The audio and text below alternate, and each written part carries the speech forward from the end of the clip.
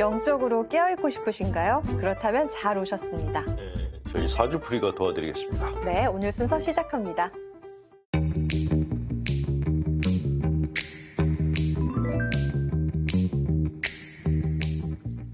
복음서에 나온 말씀을 깊게 고찰하는 세상의 교리입니다. 신부님, 우리가 말씀을 되새기는 이유가 뭐가 있나요? 성경이 굉장히 중요한 책이죠. 뭐 세계적인 베스트셀러이기도 하고, 그리스도교, 그러니까 뭐 가톨릭, 개신교가 다 이제 성경을 가지고 묵상을 하고 성경을 통해서 삶의 어떤 길을 깨닫고 그리고 하나님의 뜻을 깨닫는데, 문제는 이 성경에 나와 있는 예수님의 말씀을 곡해를 하는 경우가 너무 많은 거예요. 제일 나쁜 건 사이비 교주들인데, 이 사이비 교주들은 자기들의 사익을 취하기 위해서 성경 말씀들을 제멋대로 막 인용을 해서 편집을 해요. 네, 그래서 신자들을 착취하는 일들, 이런 일들이 너무 빈번하게 일어나서 성경을 한번 제대로 이렇게 설명을 하는 시간을 갖고 싶다라는 생각이 들었고, 뭐 제가 성경의 모든 걸 다 설명드릴 수 있는 건 아니고 영성심리 관점에서 성경을 어떻게 보는가를 알려드려서 좀 신자분들이 갖고 있는 마음의 짐을 덜어드리고자 이런 시간을 갖고 있습니다. 네. 예. 성경에 대해서 좀 제대로 이해해 볼 수 있는 그런 시간 됐으면 좋겠습니다. 자, 오늘 마테오복음서 6장 1절에서 4절까지의 말씀인 올바른 자선에 대해서 한번 생각해 보겠습니다. 신부님, 자선이란 일단 뭔가요? 네, 마태복음 첫 부분을 조금만 읽어드릴게요. 마태복음 6장 1절, 2절, 3, 4절을 보면, 내가 자선을 베풀 때는 위선자들이 사람들에게 칭찬을 받으려고 회당과 거리에서 하듯이 스스로 나팔을 불지 마라. 나팔을 불지 말라. 막 떠벌리지 말라. 우리가 그런 얘기하죠. 나발 불지 마. 나발. 예수님이 그런 이렇게 과격한 발언을 하셨는데, 그거는 이제 그 당시 사람들이 자선을 진정한 의미에서 자선을 베푼 게 아니라서 이런 말씀하셨죠. 자선의 본래 의미는 사실은 자선은 내가 남들에게 선심을 베푸는 것, 이것이 아니라 사실은 다른 사람들을 도와주고 그 사람들이 행복해하는 모습을 보면서 내가 행복하기 위한 것이. 그러니까 내가 행복하기 위해서 자선을 베푸는 것이거든요. 제가 아는 어떤 의사 선생님이 굉장히 오랫동안 결핵환자촌을 이렇게 방문하신 분이 계셨어요. 힘들지 않으시냐, 주말에 쉬셔야 되는데 어떻게 그렇게 매주마다 가시냐 그랬더니, 힘들지 않고 나는 오히려 거기 가서 치료해 주면서 행복감을 얻고 온다고. 그 오지에 가서 봉사하는 분들도 비슷한 얘기들 하세요. 오지에서 힘들지 않냐 그러면은 아니 힘들지 않다고.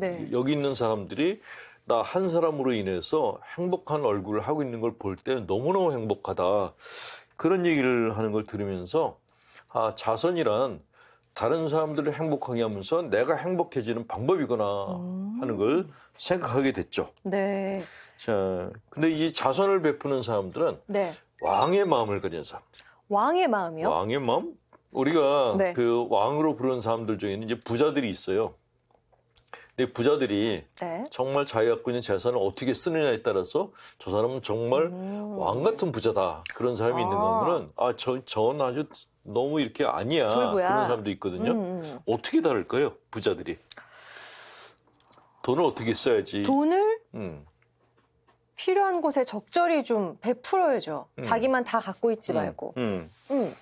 제가 이제 다른 나라들 여행을 많이 다녔는데 그 부자들이 두 부류가 있더라고요.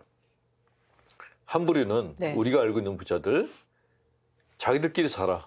그리고 초소를 세워놨어. 도둑이 못 들어오게. 못 들어오게. 담벼락도 무지하게 높아요. 감시 시스템도 굉장히 잘 돼 있어요. 다 지키려고. 그렇죠. 이렇게 사는 부자들이 있고 그런가 하면은 어떤 부자들은 자기의 담벼락에 포장마차를 할 수 있게 자리를 내줘요. 동남아 쪽 가서 그런 부자들 봤는데 자기 집 담벼락에 가난한 사람들이 와서 장사할 수 있게 허용을 해주고 그 사람들한테 물을 대주고 전기도 대줘요. 그러면 저절로 지켜주는 거 아니에요, 그들이? 그렇죠. 그러니까 이 붙어있는 사람들이 그 집을 지켜주는 거예요. 그러니까. 그 진짜 영리하다 그런 생각이 들었어요. 진정한 부자네요. 그렇죠. 그런 사람들은 다른 사람들이 그 사람을 비난해도 가난한 사람들이 다 막아줘요. 맞아. 네, 그러니까 부자가 내 재산을 지키기 위해서 담벼락을 높이면은 그때부터 타겟이 된다는 것이죠. 그런 의미에서 부자들이 자선을 베푸는 게 얼마나 중요한가 하는 것을 생각하지 않을 수 없고요. 네. 자선은 또 중요한 게 사회적인 범죄를 감소시키는 그런 역할을 하죠. 범죄가 일어나는 곳이 되게 가난한 동네잖아요. 그렇죠. 그러니까 뭐 강도나 뭐 이렇게 좀도둑질하거나 이런 거는 다 가난한 동네 사람들이 한단 말이에요. 예. 근데 그런 사회의 그늘진 곳에서 그런 어떻게 보면은 이렇게 독버섯이 자라나는 것인데 자선이라는 것은 그런 독버섯이 자라는 여지를 없애는 거죠. 가난한 사람들한테 베풀어주고 그 사람들도 사람답게 살 수 있는 기회를 제공해 주는 거예요. 먹을 것과 필요한 것을 그렇죠. 주니까 범죄를 저지를 그렇죠. 이유가 그렇게 없죠. 해줘야지 가진 사람들에 대한 어떤 적개심도 줄어들 거고 그러네요. 계층 간의 위화감도 줄어들 거예요. 그러니까 어느 사회이건 이렇게 하층 계급 그리고 이게 상부 계급, 상층 계급이 있는데 네. 상층 계급에 대해서 밑에 서민들이 적개심을 갖는 것은 위에 있는 사람들이 자기네 재산을 독식을 해서 그래요. 베풀질 않고. 예. 그래서 자선은 네. 가난한 사람들이 자선을 하기는 어렵고 부자들이 정말 가진 것을 없는 사람한테 나눠주는 이것이 자기 행복뿐만이 아니라 사회가 균형 잡힌 사회가 되기 위해서는 꼭 필수적인 그런 것이다라는 생각이 드는 것이죠. 그렇다면 올바른 자선은 앞서 예를 들어주신 것처럼 예. 부자의 담벼락에 와서 해도 된다. 이런 좀 나눠주는 그런 게 올바른 자선인가요? 올바른 자선은 그런 것인데 네. 예수님께서 나팔 불지 말라라고 얘기하신 것은 네. 자선을 베푸는 것으로 자기 자신의 위신을 올리려는 사람들이 있어요. 자랑하고 막. 그렇죠. 그러니까 내가 여기 도와줬어라고 동네방네 다니면서 자랑을 하는데 그렇게 자선하는 것은 어떻게 보면은 자기 위신을 올리지만 나한테서 자선을 받는 사람들은 인격적으로 이렇게 모욕감을 느끼게 하는 것일 수 있다라는 것이죠. 네네네. 그렇게 내가 나를 과시하기 수단으로 자선을 하게 되면은 받는 사람들도 고마우지 않아요. 예. 뭐 가끔 이렇게 그 자선하는 사람들이 어디 가서 얼마 내고 막 그거 사진 찍고 찍잖아요. 영상 내보내고 그러잖아요. 네네네. 그렇게 하면 사람들이 아유 저것도 잘난 척하려고 저러는구나라고 생각하지 약간 이용하는 잘한다고 것 같아. 생각하지 않는 거죠. 그죠? 약간 이용하는 그렇죠. 느낌이잖아요. 되게 그런 사람들 또 한 번밖에 안 해. 아하. 그 자선을 정말 하는 사람들은 네. 남이 뭐라고 얘기한 간에 지속적으로 해요. 지속적으로. 자, 두 번째 말씀 알아보겠습니다. 역시 마테오복음서 6장이고요. 5절에서 8절까지의 말씀인데요. 올바른 기도에 대해서 한번 알아보겠습니다. 예수님께서 기도할 때 위선자처럼 해서는 안 된다라고 네. 말씀을 하셨는데요. 그 무슨 의미인 거예요? 위선자처럼 하지 마라. 예, 마태복음 6장에 예수님이 이런 얘기를 하셨어요. 너희는 기도할 때 다른 민족 사람들처럼 빈말을 되풀이하지 말아라. 오. 기도할 때 골방에 들어가서 문을 닫고 숨어 계신 내 아버지께 기도하라. 그 얘기하셨습니다. 기도라는 거는 그럼 기도 그러면 느낌이 편하세요? 불편하세요? 편하죠? 편해요? 네네. 남편과의 대화 편하세요? 불편하세요? 안 하는 게 편하죠. 왜 기도는 편하고 남편과의 대화는 불편할까요? 기도는 내가 하고 싶은 말을 다 할 수 있는데 남편과의 대화는 하다 보면은 화가 나잖아요. 싸우게 되고. 화가 나죠. 그렇죠. 기도라는 거는 내가 하나님과 대화하는 시간이거든요. 네. 어떻게 보면은 하나님 앞에서 내가 응석을 부리는 시간이에요. 나 이게 낮에 이런 일이 있었는데 속상해요라고 자기 속을 풀 수 있는 자리가 기도하는 자리예요. 네. 기도는 어떻게 보면은 내 안에 있는 쌓인 걸 푸는 시간이기 때문에 불편함을 느낀다면은 그런 기도를 잘못하고 있다고 볼 수 있다는 거죠. 많은 신자분들이 빛나자매님은 기도하는 게 편하다 그랬는데 네. 사실 많은 신자분들이 기도에서 불편감을 느끼고 있어요. 내가 기도가 불편하다는 거는 하나님이 불편한 존재로 느껴진다는 거예요. 하나님이 아무 말씀도 안 하시는데 왜 불편하죠? 아무 말씀 안 하시니까 벽에다 대고 얘기하는 것 같다. 불편하다. 그렇게 얘기하는 분들도 계시고 그러시는데 이런 얘기가 있어요. 어떤 자매님이 네. 사실은 이게 기도는 하나님과 내가 대화한다 그러는데 수다를 떠는 거예요. 맞아요. 어떤 자매님이 성당에 들어서 기도를 했대요. 기도했는데도 하나님께서 대답을 안 하시더래요. 그래서 아니 어떻게 나 혼자 얘기하고 당신은 말 한마디 없냐 그랬더니 하나님께서 뭐라 그러셨게요? 네가 언제 내가 말할 시간을 줬냐? 근데 이렇게 네. 자매님들이 이렇게 많은 양의 이야기를 하고 싶어 하시는 게 이게 그 어떤 생리적 조건이 남자하고 달라서 그렇다고 합니다. 그러니까 자매님들이 형제님들보다 말을 더 많이 하는 거는 네. 자매님들이 말하고 싶은 양이 남자의 두세 배 된대요. 두세 배. 그래요? 그러니까 집에서 자매님들이 남편 보고 우리 얘기 좀 해. 그럴 때 남편들은 조금 얘기하고 그다음에 할 말이 없으니까 가만히 있는 거예요. 얘기거리가 떨어졌다는 거죠. 네네. 그 남편들은 더 얘기를 하면 이제 다 했잖아. 그러면 난 아직 할 말이 많아라고 그러는 게 실제로 할 말이 많다라는 아직 거죠. 시작도 안 했어. 시작도 안 한 거예요. 시작도 네. 안 했어. 네, 예수님도 그래서 자매인들이 와가지고 막 기도를 할 때는 그 들어주기가 힘들어 하신다. 네. 너무 많아서. 그렇죠. 어쨌든 간에 성당에 들어가서 이렇게 속풀이를 다 하고 나면은 속이 시원해지는 게 그 기도가 갖고 있는 네. 치유 기능이거든요. 네네. 근데 예수님께서 기도할 때 위선자들처럼 해서는 안 된다라고 얘기하시는 것은 네. 기도하는 것으로 자기 자신을 포장하려는 분들이 있어요. 예를 들면 이제 저도 본당 사목을 하면서 들었던 얘기들 중에 하나가 성당에 들어서 오랫동안 앉아 있는 거예요. 근데 그게 자기 무기야. 나보다 기도 덜한 것들은 이렇게 보는 거예요. 절대적 시간이 내가 더 그렇죠. 길다. 근데 성당에서는 또 성당 안에 들어서 오랫동안 기도하는 사람들을 이렇게 뭔가 모르게 높게 평가를 해주는 그런 경향이 있어요. 네.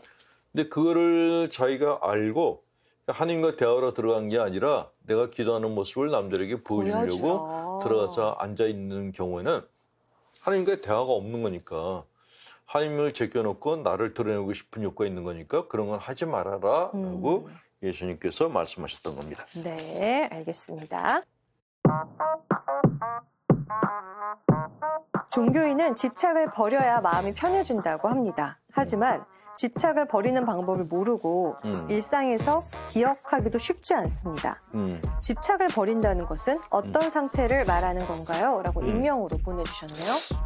누구나 다 뭘 갖고 싶고 하고 싶은 게 있잖아요. 네. 지금 만약에 돈이 1,000만 원 생긴다면 뭐를 제일 먼저 갖겠어요? 갖고 싶은 거. 저는 여행을 가고 싶어요. 예. 1,000만 원이 있으면. 네네.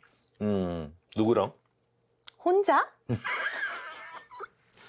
뭘 누구랑 가? 인생은 혼자지. 자, 내가 뭘 하고 싶고 갖고 싶어 하는 거는 욕구라고 합니다. 네. 그런데 내가 도저히 그걸 갖다 가질 수가 없어. 근데 거기에 대해서 계속 매달리는 건 집착이라고 얘기를 해요. 근데 이 집착도 크게 두 가지가 있는데 하나는 생산적인 의미에서의 집착. 그러니까 집중이라고 얘기하죠. 몰입. 몰입? 예. 그러니까 내가 좋아하는 게 하나 있어. 예를 들어서 나는 그림 그리는 걸 너무 좋아해. 네네. 그 그림 그리는 거에 올인하느라고 밥도 안 먹고 뭐 다른 것도 다 제껴놨어. 이럴 때 몰입이라 그래요. 네. 그냥 생산적인 것인데 네. 그게 아니고 생산적이 아닌 일에 집착하는 것. 거기에 매달리는 것을 집착이라고 하는데 네. 이 집착은 되게 결핍 욕구에서 비롯됐다고 합니다. 사람은 살아가면서 그 나이 때마다 채워져야 될 욕구들이 있는데 네. 이게 채워지지 않았을 때 그게 결핍 욕구로 남아있고 그 결핍 욕구가 집착을 부른다 그래요. 예컨대 돈이 별로 없는데도 차를 계속 사는 사람도 있어요. 차에 대한 집착이 있군요. 차에 대한 집착이 있는 거예요. 또 어떤 사람들은 옷에 대한 집착이 있어요. 옷 계속 사는 사람도 있어요. 가방에 대한 집착, 맞아, 신발에 맞아. 대한 집착, 여러 가지 집착들이 있는데 네. 아니면 사람에 대한 집착. 그쵸. 그럼 그건 스토커라 그러셨어요.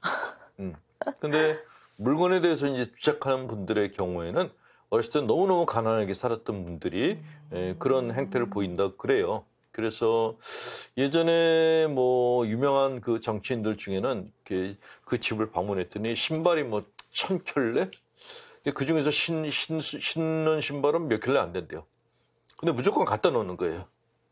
그거를 이제 집착이다라고 얘기하죠. 신다가 남들에게 주는 것도 아니고 그냥 무조건 갖다 놓는 거. 이거를 집착이라고 얘기를 하는데 네. 이런 집착은 쉽게 버리지 못해요. 이런 집착은 내가 그것에 대해서 실증이 나거나 그 욕구가 채워져야지 그거를 이제 정리를 할 수가 있는데 그게 쉽지가 않다라는 말씀을 드립니다. 예. 그거는 기도를 해도 안 되고 믿음이 부족한 것도 아니고 명상을 해도 안 되고 그냥 내 마음에 한이 많아서 그런 거니까 네. 한풀이를 시켜주는 게 맞다라는 말씀을 드리고 싶습니다. 그럼 집착을 못 버려요?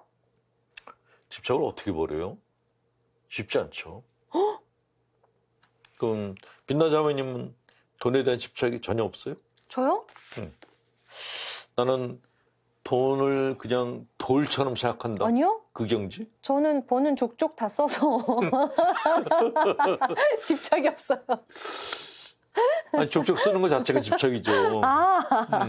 그러니까 나는 돈 없이도 나는 행복해. 뭐 돈 없으면 그냥 걸어 다니고 뭐 돈 없으면 물이라도 마셔야지 뭐 그래야 되는데 그게 아니잖아요. 네네. 그러니까 자본주의 사회 안에서는 모든 사람들이 다 돈에 대한 집착을 다 갖고 있어요. 예. 그런데 너무 지나치게 돈에 대해서 집착을 하게 되면은 네. 사기꾼들한테 걸려들기 쉬워요. 어쨌건 돈이건 물건이건 사람에 대한 집착이건 지나친 집착은 자기 자신을 망가뜨릴 위험이 있기 때문에 조심하셔야 돼요. 네, 알겠습니다. 자, 사주풀이 오늘 순서 이제 끝낼 시간입니다. 저희 게시판 보이시죠? 열려 있으니까 언제든 사연과 또 궁금한 것 올려주시면 선물도 드리도록 하겠습니다. 여기서 인사드리겠습니다. 고맙습니다.